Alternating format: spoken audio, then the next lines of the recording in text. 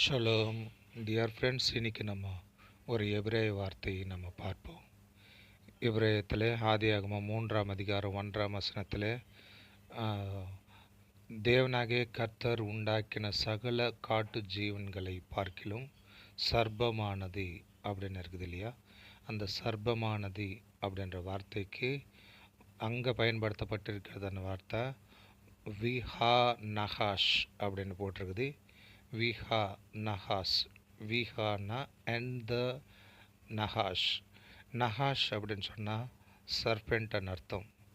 Wow ஹே noon hath Sheen இந்த எழுத்துக்கள் பயன்படுத்தப்பட்டிருக்கிறது. நஹாஷ் என்ற வார்த்தைக்கு நூன் ஹேத் ஷீன் இந்த 3 எழுத்து நஹாஷ். இந்த ரெண்டு வாவ் ஹே என்றது வாவ் என்றால் அண்டு, ஹே அப்படின்னா தி அப்படின்னு வரும். ஆகையினாலே அந்த வார்த்தைக்கு நஹாஷ். Shalom shalom.